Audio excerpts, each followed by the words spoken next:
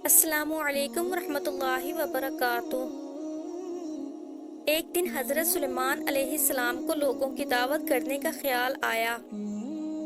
آپ نے اللہ تعالیٰ سے عرض کی کہ میں تمام مخلوق الہی کی دعوت کرنا چاہتا ہوں۔ اللہ تعالیٰ نے فرمایا، اے سلیمان، مخلوقات کو روزی دینے والی ذات تو میں ہوں، تم تو میری ساری مخلوقات کو ایک وقت کا کھانا بھی نہیں کھلا سکو گے۔ حضرت سلیمان علیہ السلام نے دوبارہ عرض کی، اے پروردگار، جو کچھ میرے پاس ہے وہ بھی تو تیرا ہی عطا کیا ہوا ہے، اس میں سے تیری مخلوق کی دعوت کرنا چاہتا ہوں۔ ان کے اصرار پر اللہ تعالیٰ نے ان کی خواہش قبول کر کے انہیں اجازت دے دی۔ اللہ تعالیٰ کی رضا حاصل کر کے حضرت سلیمان علیہ السلام نے ایک بہت وسیع و عریض جنگل میں مخلوق خدا کی دعوت کا اہتمام کیا۔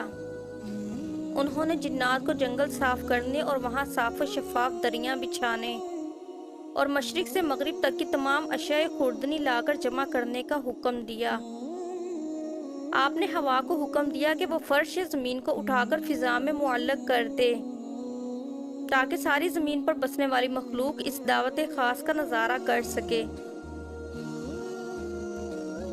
آپ کے حکم کی تعمیل میں سنگ خارا کی نہایت وسیع 7 لاکھ دیگوں میں کھانا پکایا گیا۔ جب کھانا پک کر دعوت کے لیے تیار ہو گیا تو ایک مچھلی نے آ کر حضرت سلیمان علیہ السلام کی خدمت میں عرض کی، یا حضرت، مجھے بھی آج حکم ہوا ہے کہ آپ کی دعوت کھاؤں، اس لیے مجھے کھانا کھلائیے۔ یہ سب کھانا اس دعوت کے لیے ہے، اگر تو صبر نہیں کر سکتی تو بسم اللہ پڑھ لے اور جو کچھ تیار ہے اس سے کھانا شروع کر دے۔ حضرت سلیمان علیہ السلام نے کہا، آپ کی اجازت ملتے ہی مچھلی نے کھانا شروع کر دیا اور جتنا بھی کھانا تیار تھا تمام کھا گئی۔ پھر بولی، یا حضرت، ابھی میرا پیٹ نہیں بھرا۔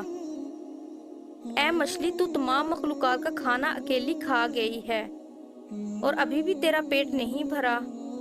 حضرت سلیمان علیہ السلام نے حیران ہو کر کہا، یہ تو میرا صرف ایک ہی نوالا تھا حضرت۔ مچھلی نے جواباً کہا، میں تو روزانہ ایسے 3 نوالے کھاتی ہوں۔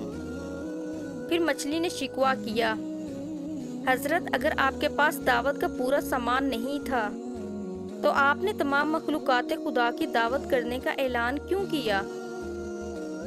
یہ سن کر حضرت سلیمان علیہ السلام فوراً اللہ کے حضور جھک گئے اور اللہ تعالیٰ سے معافی مانگتے ہوئے کہا کہ تمام مخلوقات کی دعوت کرنے کی ان کی آرزو محض خواب تھی، کیونکہ تمام مخلوق کو روزی دینا صرف تیرا ہی کام ہے۔